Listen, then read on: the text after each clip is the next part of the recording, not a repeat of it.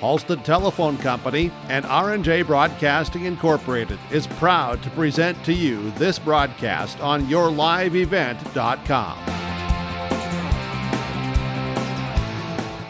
Hello, welcome in to the yourliveevent.com robotics show, of course, powered by Enbridge. I'm your host, Mac Robinson, where weekly we go ahead and go through the world of robotics here across the world of robotics. And let's go ahead and start with our conversation. Our own Jack got a chance to sit down with Fred after their big win last weekend at the Great Northern Regional event brought to you by F.R.E.D. So let's go ahead and get to the conversation between Jack and the folks over at F.R.E.D.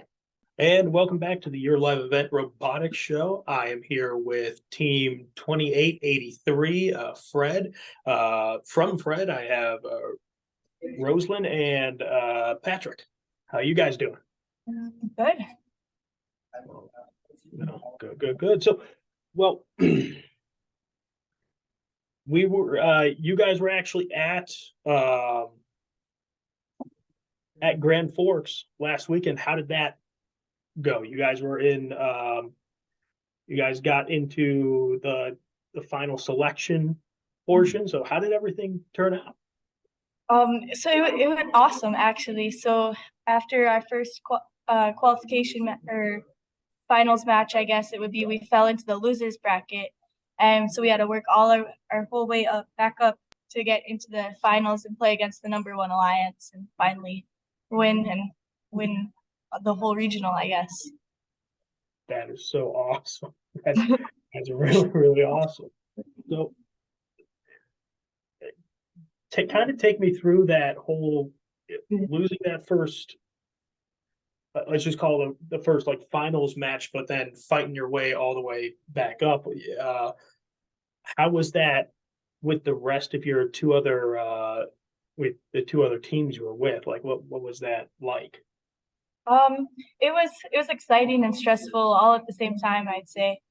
So our first match we lost because our wires weren't connected anymore. So we didn't have any communication with the robot really, so we didn't know what we were doing. And then other alliance mates were breaking a little bit. And so it was just a real struggle, and so we lost. And then we worked our way back up, and each match got more and more intense, playing against better and better alliances. Right. Patrick, anything you want to add?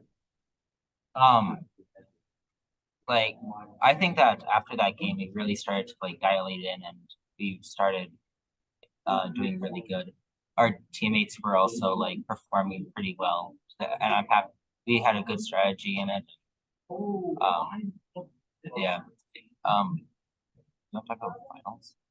Yeah. So finals.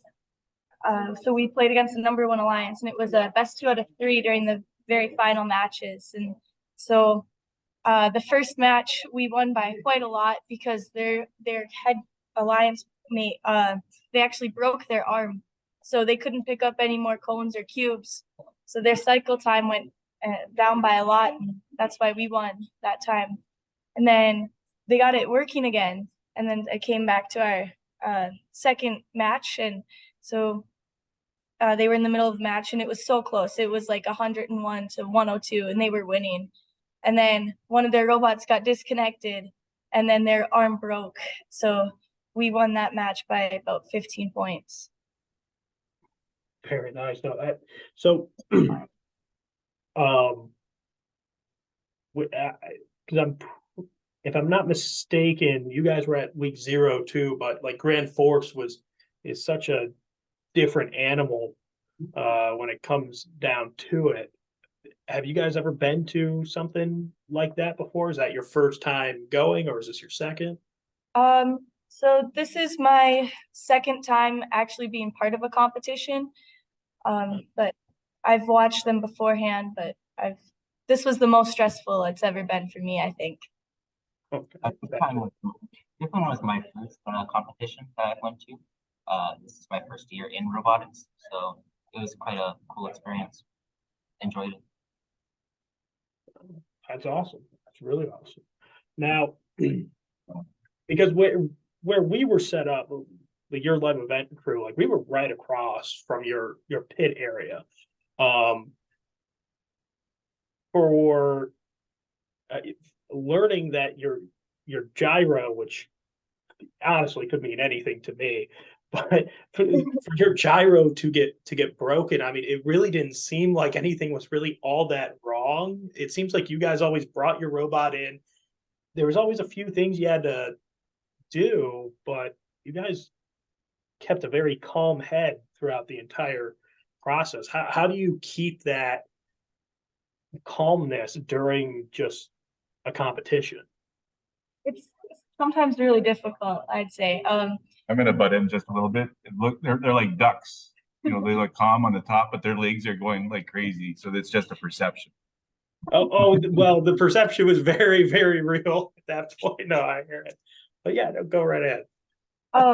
So after the first couple of qualification matches, we made sure we had like a list of things we had to go over and check, and then if nothing broke, and then some matches things did break, so we had to fix those and then do everything else, like grease our swerve drives, make sure all our bolts and lock collars were tight and everything.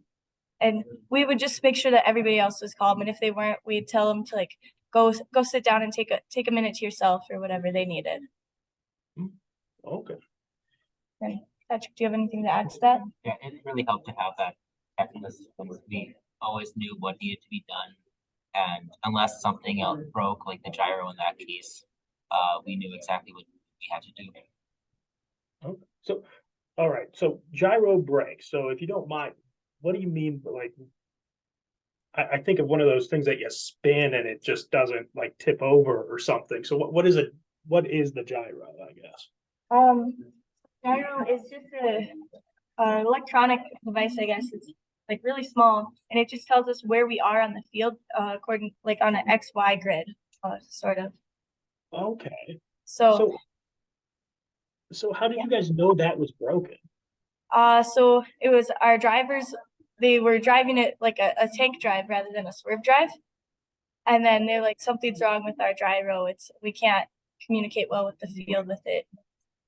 So we went and we checked over everything, and we talked to a team earlier that day, and they said our gyro just fried out, and we had the same one as them. So I was a little nervous that ours fried, but because we didn't bring an extra one of those, and we don't have an extra. So I was happy it was just a loose wire. Oh, okay, that's good. So, so during competitions and events, so what do both of you do? Are you fixing? Are you playing? What's the job? We're both part of the pit team, so making repairs and switching out stuff. Yeah. Yep. Okay, no, that's awesome. And again, that it was really cool just to kind of like observe your pit the entire time. You guys actually had some really cool buttons, if I remember correctly, and those. So actually, go over your actual pit. Like how do you decide like, hey, this is how this pit's gonna look, or because your pit actually seemed pretty comfy compared to some other pits I saw, if that makes any sense. Yeah. So this year it's getting better. We're redesigning it a little bit. We're building what we're calling a super pit. So our tool case or toolbox is put inside of a steel frame, and then we'll have all our tools together, and we can just wheel that along. And then we're hopefully going to build another one that will hold all our batteries and just everything else that we're going to need to bring. But yeah, our pit feels pretty spacious, especially this year with having all our tools in one spot and everything in one spot. And then the wood part you saw in the front, our biggest sponsor, Marvin's, actually built that for us. So we're really grateful for that. Yeah, no, the buttons and like the window thing, I was like, oh, dude, that's really kind of neat. Yeah, I really like the windows and everything, and we get a lot of compliments on them every year. It's great. I love it. Oh, that is awesome. What is something that you saw during the competition that maybe you weren't really expecting going in? I'm gonna talk about the robots.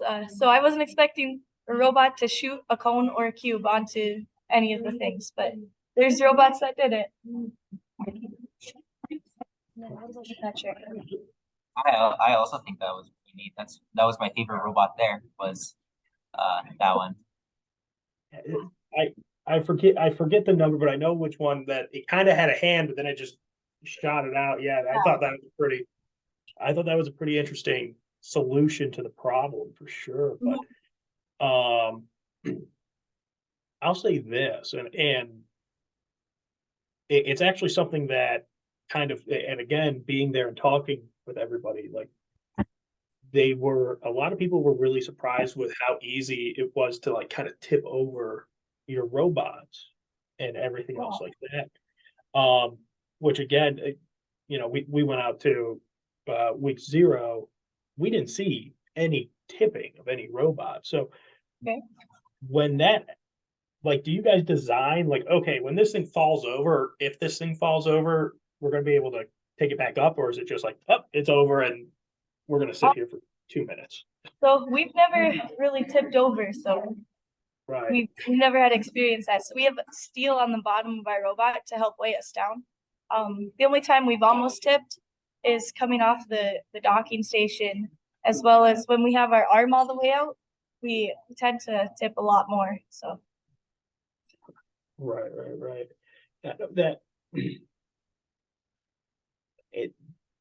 So the things that were just unexpected. What was the hardest part of, at least to you guys as of right now, what's the hardest part of this game for you and your robot? I think the hardest part before was trying to figure out ways to pick up the cones and pick up cubes that would work both effectively and fast. And I'm glad we found a concept that works really well for us. Patrick, what do you think? I think one we improved is being able to place our cones game piece faster.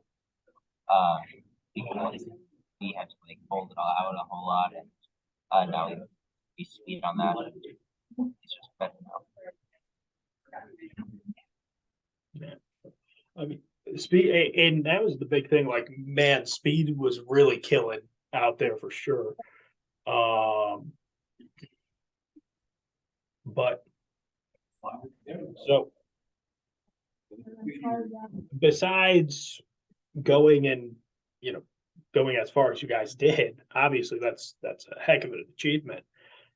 I mean, did you guys do exactly like what your plan was going in, or was there a lot of like, man, this just didn't work, so we had to change strategies? Not like at competition, we didn't have to change anything really with our robot. But like when we were here, we had so many different designs and different iterations for things. But our game strategy, I would say we did change quite a bit. We tried picking up from the single station, and then that wasn't working as fast as we'd like it to. So we had to drive all the way to the shelf and pick up from there. So we gained a little bit of time with that, but we still got it.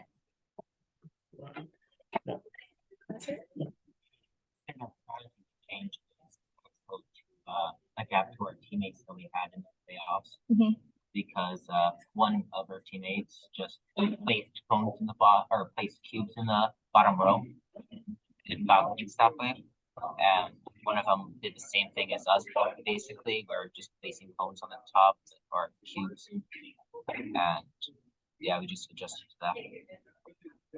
Now, with that final team, like how much of that is, because there is this selection time, and everybody has, I'm guessing, X amount of time to pick, but I mean, you have 3 days of like kind of sitting there and kind of being like, okay, hey, we're teaming up, like how quickly do you guys know, like, hey, this is probably going to be our team going into the finals? So the night before, we had a strategy meeting, and we talked and we're like, we want these people on our alliance if we can get them. And then some of those teams were picked up like crazy, so we didn't have that as our option. And then we weren't able to pick because our seeding wasn't high enough. So we were happy that we got picked by Greenbush, and Greenbush was actually on our list of people we wanted on our alliance. And then it was agreeing with them on what other team would be helpful for us to play with. So even during the, like, again, you just said like, hey, we were picked. So like even during that, like, has there ever been a time where, hey, you're picked and no, we know who we're picking for the last one, or is it always pretty much like, hey, all right, who's going to be another really good selection for us? I think it depends on the alliance, really. Like some teams just know who they want right away, and like we just had to talk it out because the teams we wanted were already taken. So we had to talk to our head scouter, so our data strategist person, to get predictions for matches. So we're able to predict. We can put in our 3 teams, and then it outspits a number of an estimate of the points that we'll get in that match. So that was nice to have. So you guys have this calculation or program that's going to, you put all the teams' numbers. That's insane. Yeah. That's so cool. So I mean, is that something that you guys were just like, oh, okay, yeah, no, this is just how we're gonna do it, or did this just like? Yeah. So we developed that prediction calculator last year, and it was really helpful. And then we update it every year. So now, so it goes and works with the game and whatever. And then it takes the average amount of cones or cubes that alliance scores, that team scores, and then it adds them together with our teams. And then we're able to see that prediction. And then that was really helpful going into alliance selection to have those numbers. So I mean, is that something that, okay, you get picked, alliance selection, you get selected. Is that something you're bringing to the other team? Like, hey, we just threw in a whole bunch of teams. Here's some really good numbers, or is that like something like everybody kind of has that type of system? So not a lot of people actually have that type of calculations. So when we were talking to Greenbush about who our next alliance or alliance partner should have been, we had we're putting in different team numbers into our computer system to try to get the maximum amount of points we could. Right. Yeah. Oh man, that's so cool. That is so cool. Now with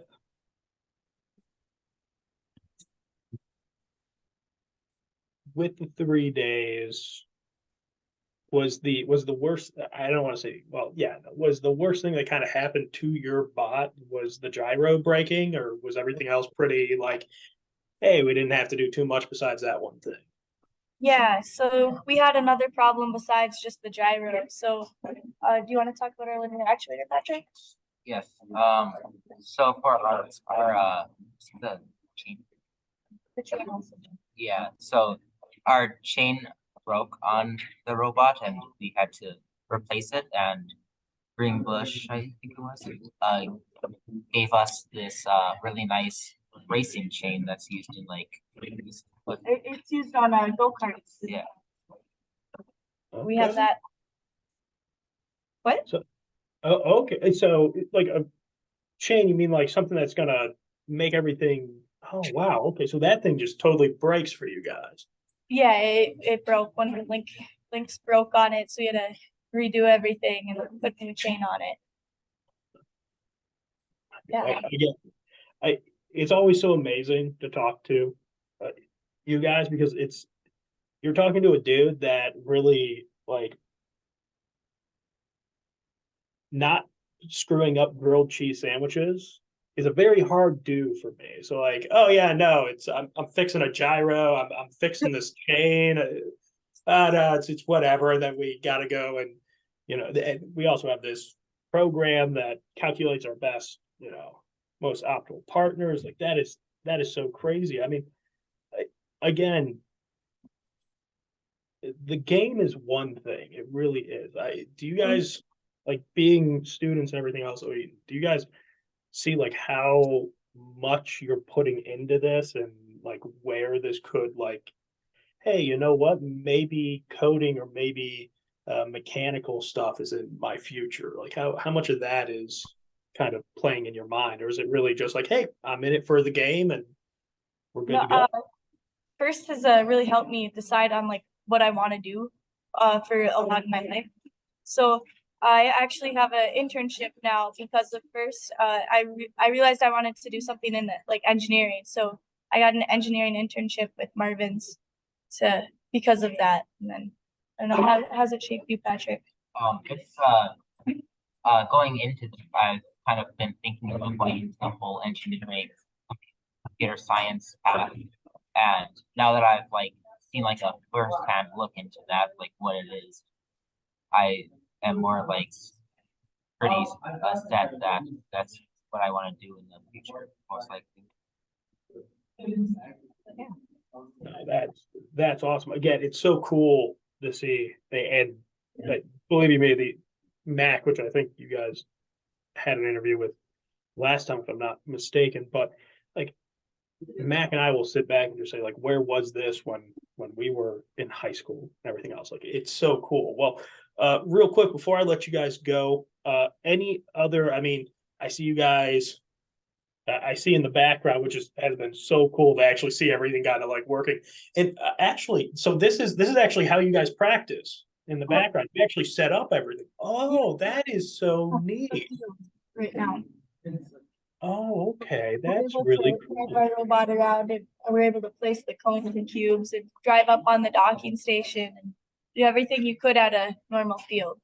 No, that is so awesome. That's always been I've really wanted to see. So this is really cool. You know, how you guys are actually practicing, because I'm like, yeah, you put like pipes and stuff in the ground, but it's not the same thing. No. But anything that you guys are taking away from, like anything that you looked at your robot and said, okay, hey, this was really good here, but any big changes that you want to do for the next competition? Or is it still like, hey, you know what, we won that one, why don't we just keep on going? Patrick, do you want to talk about what we're changing? Right now we are changing the speeds on the arm to be able to place the cone faster, or cube in either one. That was kind of one of our slowest parts without any movement. It was just waiting for it to end. So that's one of the biggest changes we're making. We're also changing our harvester a little bit. So right now we have 2 wheels like this, and we want to make it so the front wheel can pivot up and down. So we can pick up cones and cones that are tipped over on the ground a lot easier than we can right now. Okay. We're also making that change to be able to pick up from the side station that human players drop the cubes first. Awesome. Oh, that's so awesome. Well, seriously, guys, thank you so much for your time. This has been awesome. You guys did fantastic during Grand Forks. Really excited to see what you guys do going forward. Hopefully we can talk again later on, but make sure everyone's staying tuned. We'll be right back. The PRB Boosters are happy to sponsor coverage of the Tigers. Like them on Facebook for events and fundraisers. The PRB Boosters could use your help. Be part of great events and fundraisers, all built to give back and present more opportunities for the students of Pine River Backus schools. For information or to get started, email prboosterclub1.com. Meetings are the first Monday of every month at 6 p.m. at the school. Good luck, Tigers, from the PRB Boosters. Restock on food, fuel, and baits at locally owned Station 371 on Highway 371 in Pine River. Station 371 has bait and tackle, quality Cenex gasoline, off-road diesel, and is the only stop with #1 diesel. Make sure to stop by to wash off the sand and salt with their indoor car wash, open when the temp is at least 26 degrees. They'll hook you up with your fishing and hunting licenses too. Station 371 on Highway 371 in Pine River. Thank you for supporting local business.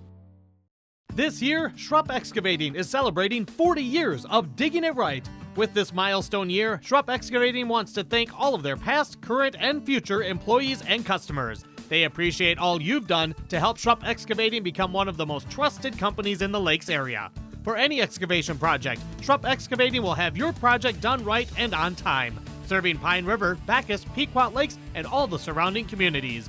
Schrupp Excavating LLC, online at schruppexcavating.com. And welcome back into the YourLiveEvent.com Robotics Show. I'm your host, Mac Robinson. Special thanks again to Team F.R.E.D for joining Jack for that conversation. Always love hearing from F.R.E.D. And again, congratulations on the big win last weekend there as well. But now it's time. I got a chance to sit down earlier today. Got a chance to talk with our friends over at Thunder at 876. Got a chance to sit down with the mentor Mike Vogelweed, as well as some of the participants there and some of the contestants there when it comes to Thunder Robotics. Here's my conversation earlier today with the Thunder. Joining me now, we have Thunder Robotics, 876 joining me. And of course, we have Mike Vogelweed, the mentor, as well as Spencer, Freya, and Ava joining me this week. And, you know, for each of you guys, you know, I know we talked about it a little bit at the event as well. But, you know, when it came to the challenges that you guys saw as the entire weekend kind of unfolded as a whole, now that you guys have had some time to kind of sit back, reflect on it a little bit, what were some of the challenges that you guys saw, and maybe some things that, you know, came a little bit easier than you guys might have expected from this past weekend? I think one of like just the hardest thing is kind of like when we get our matches, they're all randomized and we don't get them until like the day of the tournament. And sometimes you're gonna have easy matches, sometimes you're gonna have hard matches, and just trying to adapt to that is something that's always kind of, you know, hard. We had a few matches where I feel like we're kind of stacked against us, and we just try to power through them. Or like last year, the bot we could have been with could have been really good, but this year they just didn't do as well. Okay. And, you know, when it comes to, you know, the overall, you know, weekend as a whole, obviously, I know we talked about it, you know, it being such a big event, especially, but, you know, a lot of times we'll talk about what goes on at the event, but oftentimes it almost feels like it gets lost, the aftermath, you know, what happens afterward. What do you guys do when you guys bring the robot home at that point, have to work on it and go through, you know, some of the tweaks and, you know, some of the repairs, especially, you know, kind of take us through, you know, what it's like, you know, having to deal with some of those repairs and, you know, basically kind of assessing your weekend and kind of going from there and kind of working on the robot from that point on. I'd say even from like the moment we get to competition, we're already thinking about what we're gonna do when we get back home, what we're gonna try and improve on. For me personally, like as soon as I got there, I was already making like a list of things that we got to improve upon, things that we needed to repair. Just simple stuff like we're remaking our intake, adding vision to our cameras so we can track objects in the game. Stuff like that just makes our lives and the quality of our robot that much better. Yeah, we're already thinking of ways to make the robot better and try to keep up with the growing competition as the year goes forward.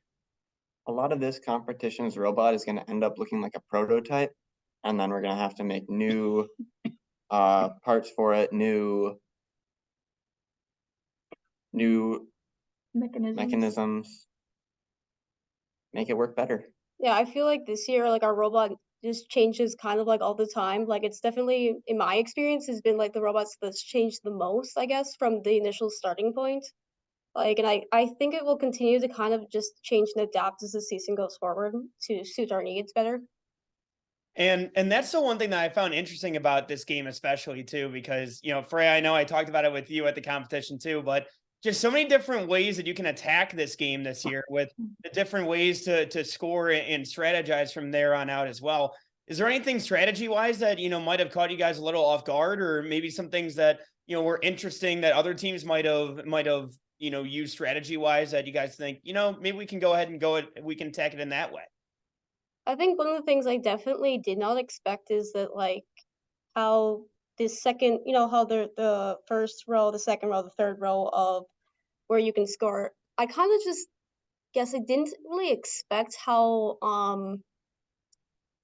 do I put this? Like how I mean, yeah, like you obviously get more points the higher you score, but you also get points when you score links. I didn't really expect how the bottom level you could actually score more points than like the mid level just because of how faster it is to score that way.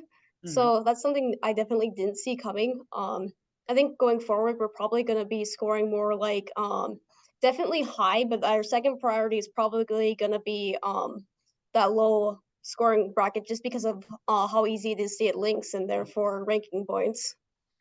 And another interesting thing I saw was the Alliance captain for Alliance 7, they didn't do as well as in qualification matches, so everybody kind of underestimated them going into finals, and they ended up winning finals in the competition.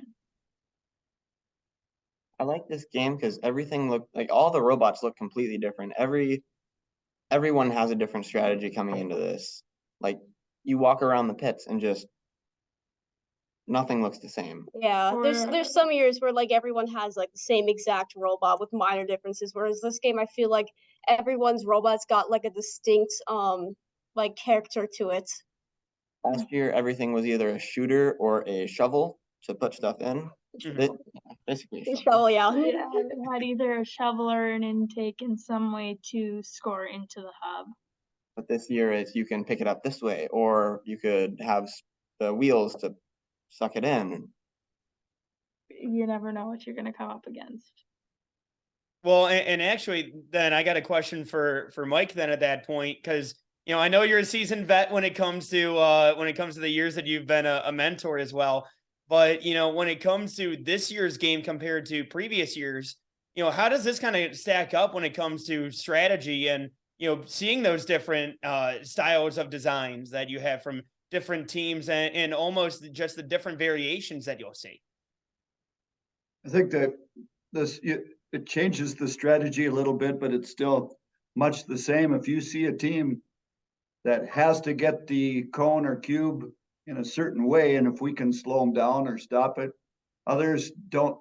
They grab it and they hold it way out like I hold out a walleye. If I catch one and hold it out there, and they're running across the field, well, you hit them and they drop it while others tuck it away and like a football, and they're protecting it. So if we see that, the strategy changes per robot, like previous years, I think. So it just changes the scouting parameter a little bit. Kids have to know what they're looking for. One thing I did notice is from parents and fans, I thought this would be an easier game to watch, but they said it's harder to keep track of the robots when they're all behind the charging station. From the fans, from the seating, I guess it's tougher for them. And we're finding that out a little bit when we're trying to do scouting and watch matches that are streamed. And I thought it would be easier for the fans to see. And then the other side of this as well is that, obviously first big event as well, but, for you guys, what are some of the big takeaways to going in or coming away from this one, especially, and, also getting yourself prepared for that next big event there as well? I think one of the biggest takeaways for us is that I think we're going the right direction. I mean, we took a pretty bad loss, I'd say, because we were going into finals. We're feeling pretty confident that we were gonna end up winning. If not winning, maybe then second. That didn't end up happening because we went into our second match and our robot was hit by another robot and the battery came kind of loose. And then we went over that little bump and it completely took the battery out, causing us to like be disabled for I think a third of the match. roughly.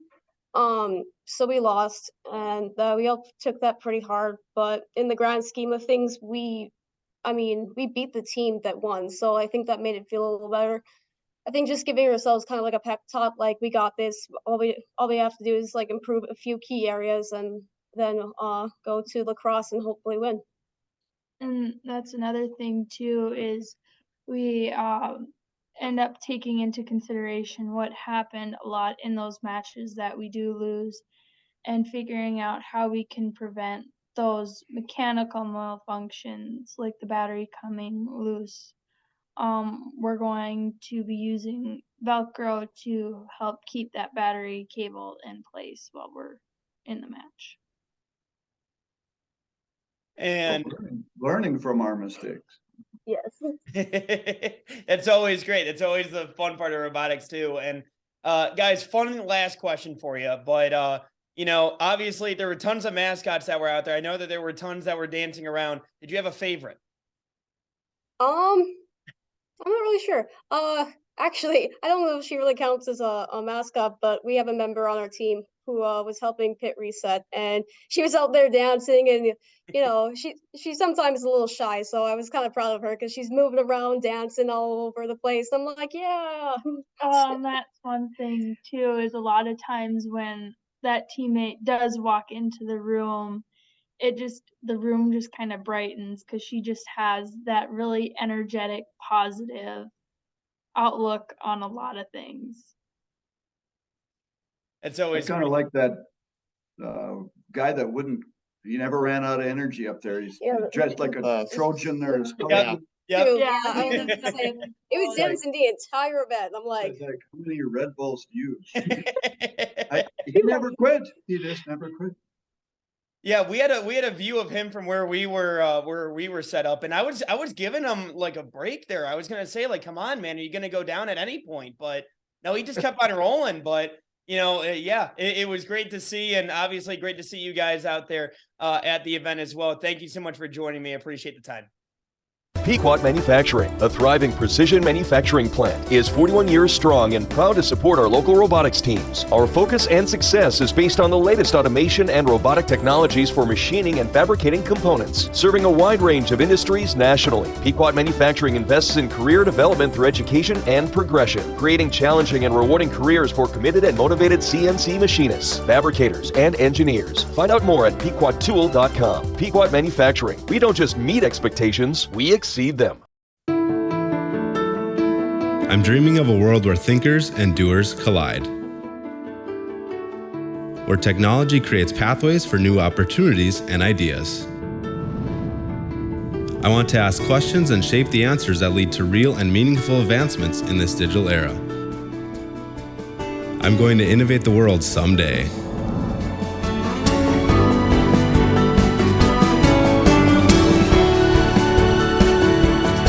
My name is Jared, born and raised in Minnesota, and I'm a project director at Enbridge. Enbridge is more than a pipeline company. It's a company participating in renewable energy projects in Minnesota and abroad, and I'm really proud to be working here. We believe a cleaner energy future is achievable. For over 20 years, we've been early adopters of renewable energy, and we're proudly committed to net zero emissions by 2050. To hear more from Jared, visit enbridge.com/Jared. That's JERRID. And special thanks to the Thunder for joining me once again. I always love talking with Mike Vogelweed as well as the rest of the crew over there with the Thunder. And now I'm going to pass things back over to Jack, who got a chance to sit down with Jesse Frost as well as the Accelerators and the Regulators. They go ahead and get themselves ready for their trip over to Idaho here coming up in the next couple of weeks. Jack, take it away on the YourLiveEvent.com Robotics Show powered by Enbridge. Welcome back to the Your Live Events Robotics Show. I am here with the Accelerators and Regulators team 3134 and 3275. From there, we got the mentor, Jesse. We have from the Accelerators, Herrera and Caitlin. I did not butcher anybody's name. No. Didn't butcher the numbers. Okay, rock and roll. We can definitely keep on going. Well, first and foremost, awesome to talk to you guys again. How you guys doing? Good, good. We just got back from our first event last weekend, and we're getting ready for our second event. Well, talking about that first event, talking about Grand Force, it was really awesome to see you guys there. It was awesome to see you guys really, do very well there as well. So if you guys don't mind, could you go into how was Grand Forks for both teams, but for Carrera and Kaylin, how was it for you guys? So I thought it was a really good experience. It was our first ever, so Thursday we were able to get into at least 9 practice matches. So we were able to show off our robot. Friday we went into qualification rounds. We were ready. Our robot didn't really break at all, and we were ready. We had some rough matches, but we did what we need to do, and the other teams did really good as well. And it just kind of the off match you have every once in a while. But at the end we were ranked 17th, and we got picked up by the 3rd alliance captain. We were the 3rd pick, and we were able to win 2 of our 2 finals. And this, for the Accelerators, this was one of the first that we actually won. So we haven't. Last year was the first time we got picked up and we were able to play in the finals. But this year, this was the first time we were able to advance. So usually we would just lose our matches, but the double elimination round helped us, and we were able to be successful. Now, you brought up, you guys were able to get into 9 warm-up matches on, I called it the tune-up day. I don't know, it was practice day on Thursday. How big do you think that was in the grand scheme of everything? I would say it allowed us to be able to practice more and be able to drive a robot around, pick up game pieces a lot faster, and then test out how long it would take us to get from human player station, grab a piece, and then back to scoring. I feel like it got us more ready for Friday, so that way we were able to get our cycles down faster, because each time we practiced we got one more game piece. So we went from only scoring 2 to scoring 5. So I say it was a big improvement and helped out, so we could get cycles faster and all that. On Thursday, it really showed us how much communication played into the matches. Being Thursday, it's just practice matches. You don't know who's gonna be on your alliance. You can't really prepare for that unless it's right before you get onto the field. So you have maybe 5 minutes to make a plan or something. And that non-communication, we weren't able to flow very well. So robots would get clogged in a spot, or we were supposed to score in this place, and it was just communication and trying not to get into way with each other. But we're learning that on Thursday. On Friday, we were actively able to take the time to communicate with our other alliance members and make a better plan. All right, so the robots are gonna go through in this side, out that side. You're gonna do this side, we're gonna do this side. And so we were able to get that timing down and work better together and without getting in each other's way. Okay. Now, you bring up the communication with the other teams. Because how it went was, hey, you have playing up next and then on deck, right? Between the being on deck and being up next, how much of that time are you really kind of not only strategizing, but like at the same time, kind of scouting for future matches? So when on Friday where you have more time between matches, so you're able to actually go to their pit and be like, all right, so guys, what's our game plan? What's our game plan? We have this match. We're against these teams. Everyone's pulling up their scouting data, looking at the teams we're against and saying, all right, so this robot can only pick up right cones. So maybe just take another 1 second, knock the cones over so it delays them. They can't pick up those cones. We have like do it for like a good 15 minutes talking to the other alliance members, trying to get a good game plan, because asking like, all right, what's your autonomous do? How can we work together with our different autonomouses to get as many points as possible? Which human player station do you go to? Can you pick off the floor? If you pick off the floor, we can go to the human player station, so then we don't clog the human player station. And at the end, when are we going to get onto that charge station? What are we going to do it together? Are we going to do all three? It's the communication played a bigger role than I thought in this game, and it proves, if you can kind of see sometimes if the alliance had enough communication between their teams or not, depending on how their match plays out. Okay. And you actually brought something up that was going into Grand Forks. I was very interested to see like what the defense kind of look like on this game. And you bring something up where just knocking down a cone is a really good form of defense, which again, it's kind of a simple solution to defense, but it's something that I was like, oh yeah, no, that makes so much sense once it gets going. How much defense do you think there was a lot of defense being played in Grand Forks, or do you think there really wasn't all that much defense? What I saw, I didn't really see a lot of defense. It's mainly just like knock over this cone. Or like a team, they tend to drop their game pieces a lot. So if you like bump them, that can like knock it out, and then like they're having to like go back to the player station to grab a new one.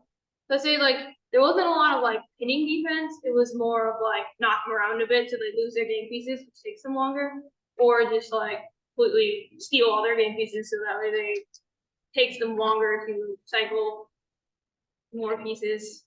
I think it was more like opportunistic defense. So like, all right, we're crossing the field. They're also crossing the field. Bump them one time. It will delay them 1 second. They get 1 second off of scoring a game piece or something. So it's more like looking at the situation, seeing it, just like bumping them a little bit. So like maybe the human player station is full. You can't get in there right now. So, all right, take the time just to bump into them a little bit, take them off course. I didn't really see too much defense. Like we played defense maybe once or twice in qualification rounds. I think defense came more into play, but not really much in more of the final rounds. But a lot of them just were like, we did like triple offense instead of there's two deep offense. So I didn't really see it too much as I did last year, but it played a little bit. It's just not as like defensive, like, all right, we're gonna like pin them and make sure they don't move. Right. Now, Jesse, when the games are going on, what are coaches, mentors doing? What's their big part when all of the robots are actually playing the game and the students are controlling everything? What are you guys doing? Sure, I'll speak to our two teams and what we kind of divide up and do.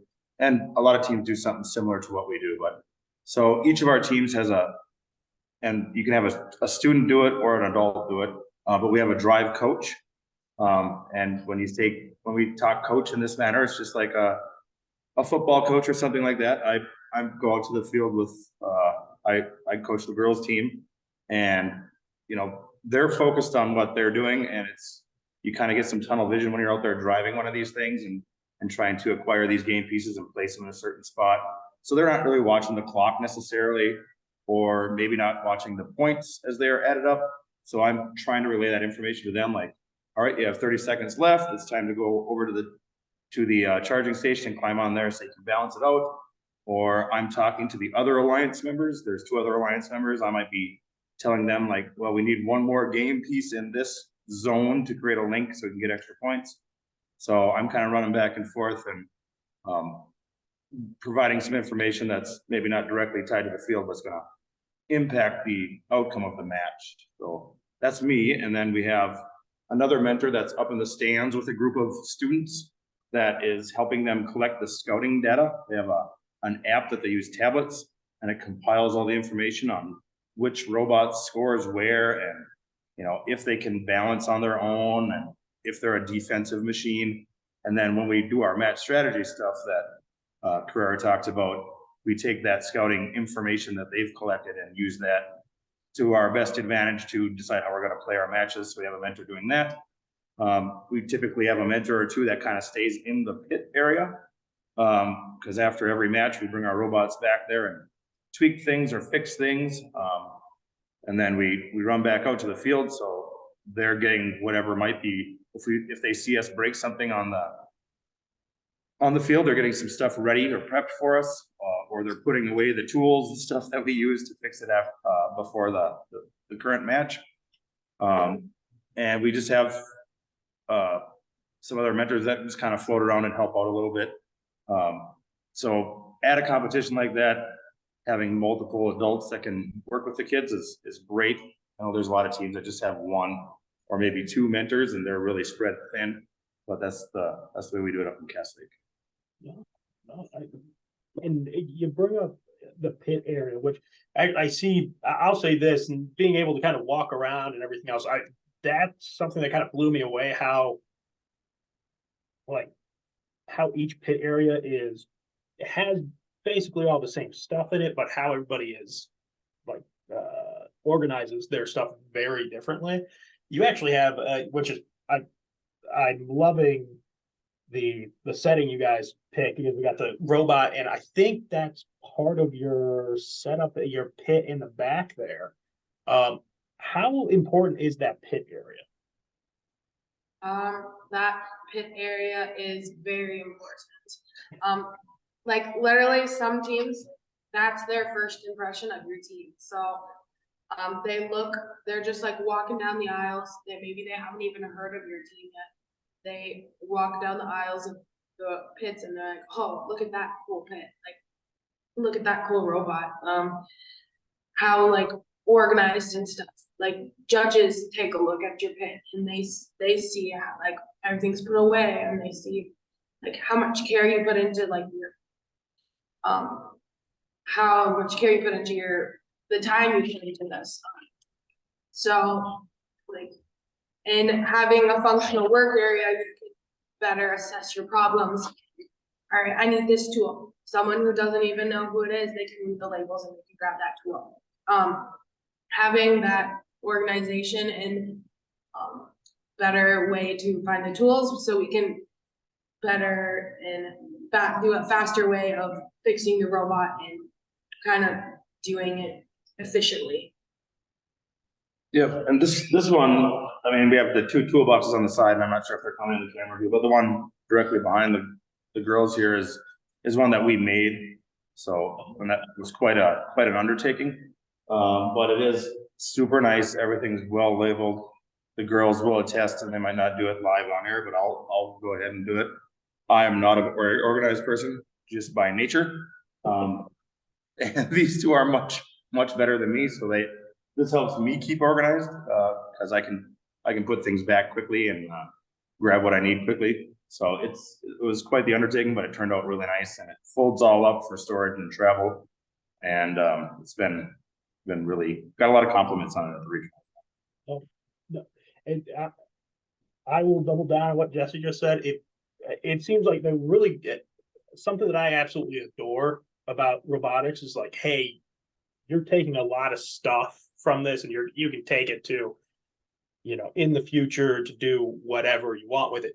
Please, please keep the organization stuff up. Hey, that is so hard. I'm horrible with organization too, but like just seeing, and again, seeing yours with all the different like shelving units and everything else, and how easy it was for you guys to just be like, oh, go grab this, and like whoever was closest could just pop up and grab it. That's awesome. But you guys built that as well. So you guys built your own pit, which is now dawning on me. Like every team has to do that. Every team is going to do some sort of building of a pit, and you're building the robot probably at the same time. Man, you guys are crazy. Some years, we're hoping that this pit will, we're gonna add to it, but we're hoping that this will last several years. So next year we won't have that thing on the checklist to go through. But yeah, every 4 or 5 years here, we've been kind of redoing our pit and trying to come up with something a little more sleek and a little more streamlined and a little lighter. Since we have 2 teams where we put all of our stuff, everything that you see behind me goes into a 18-foot trailer, plus a couple robot carts. So we want to make it as user-friendly as possible for the kids to wheel that stuff in and out of there. So there's a lot of considerations that we put in prior to trying to create these things. Right. Now, getting back to Grand Forks, the game and the robot, was there anything going into Grand Forks that you guys were sitting back and going, hey, we're really hoping, or was there anything that you went into Grand Forks kind of hoping or planning for, and then the instant stuff started happening, you had to completely change or even change something on the robot? I think we kind of knew our robot, it wasn't going to break too much.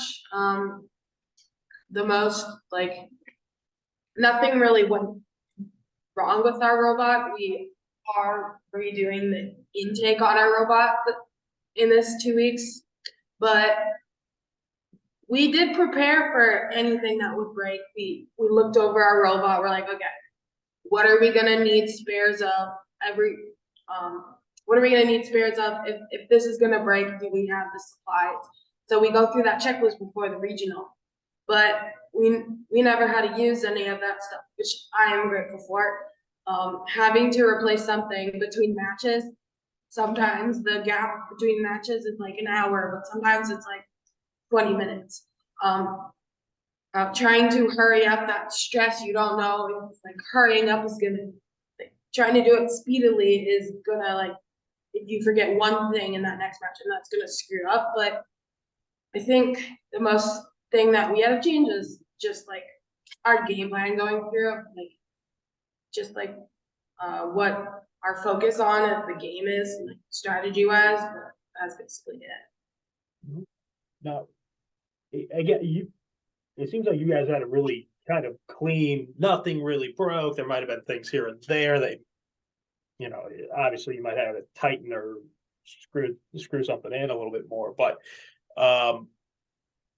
with the Regulators, the boys' side, was their robot as lucky as the girls, or was it, hey, stuff was breaking left and right? There wasn't a lot of breakages on there. Our boys team is a pretty new team. They went with a simpler design, and the girls have had theirs together a little bit longer, I would say, and they had some time here at the shop to get comfortable driving it and learn the most efficient ways to operate it, where the boys probably didn't have as much of that opportunity because it took them longer to get their stuff working. And actually, one of the boys that ended up driving the robot at the end had never driven a robot at competition before, ever. He's one of our new students. So it took a little bit of time for him to get comfortable. But towards the end there, they were doing pretty well.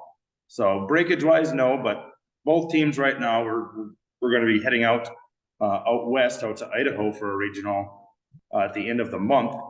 And both teams have learned some stuff from the competition in Grand Forks that they saw other robots doing there, or some designs that they want to try to incorporate. So actually right now, both of our robots are kind of torn apart as we try to make those little improvements that are going to make us more competitive for our next event. Okay, so, and that was actually kind of going to be the next question here was, what are you taking from and kind of adding? You already kind of alluded to it, like, hey, you saw a few things from other teams that you might want to incorporate, but anything specific without giving away the entire playbook, I guess.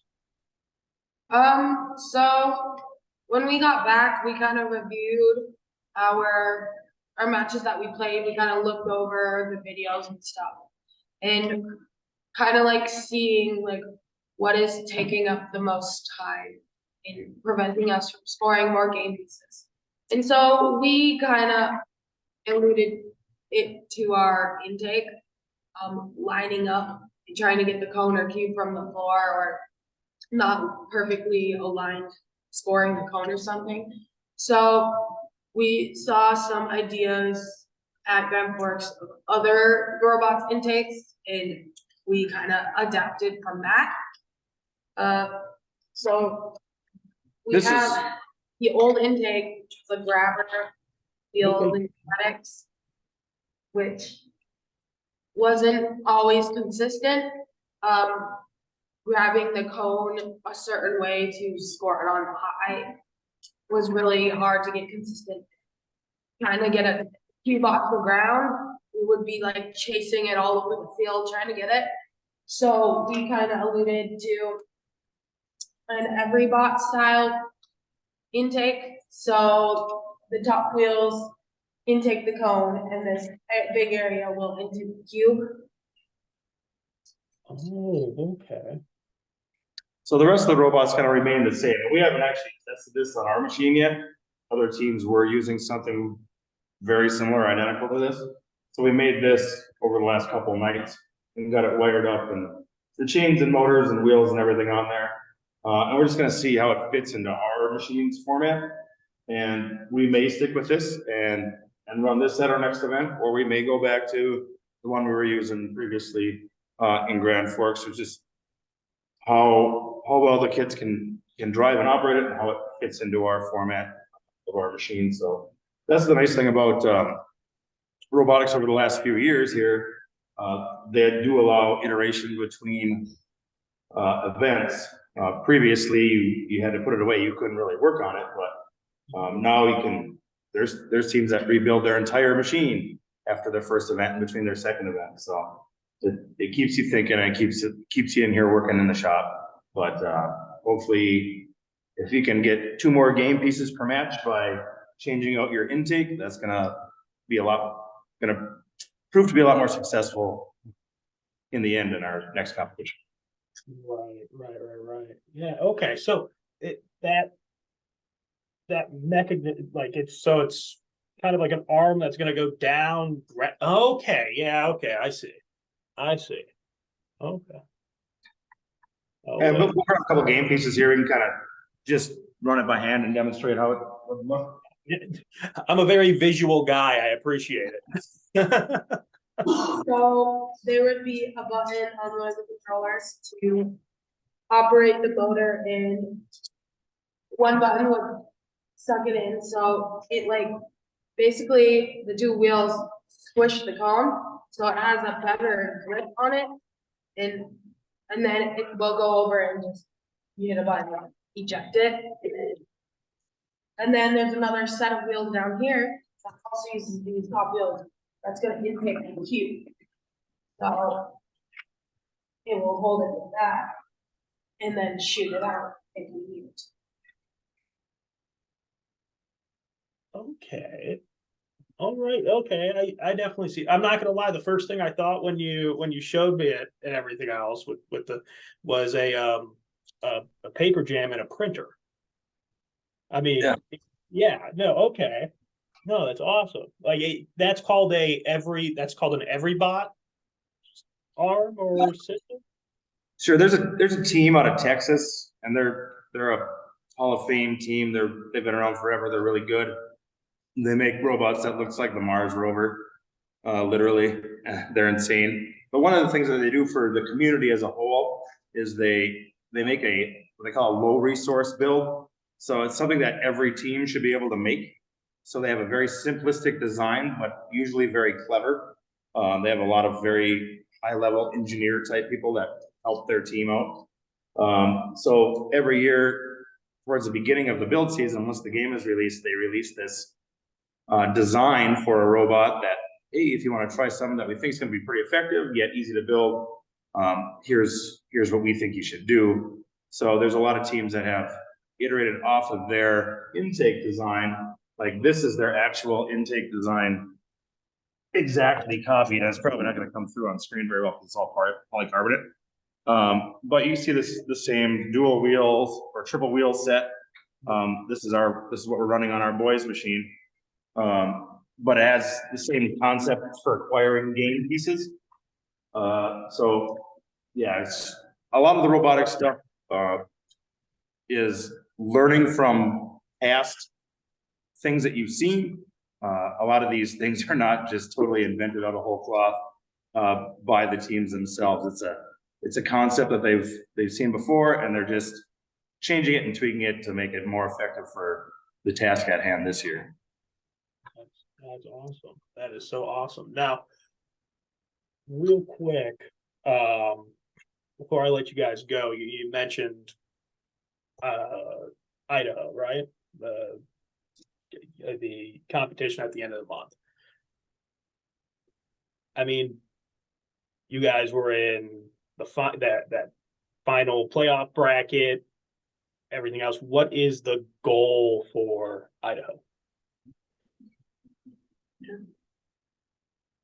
Maybe I'll start. So at Grand Forks, the girls team finished third, and the boys team finished seventh out of 53 teams, which is really, really good for our school here, especially being a small place going up against big schools. And Idaho, there's going to be right. Well, Idaho, there's going to be 50 different teams, most of them we've never played with before. So I don't know what the girls think.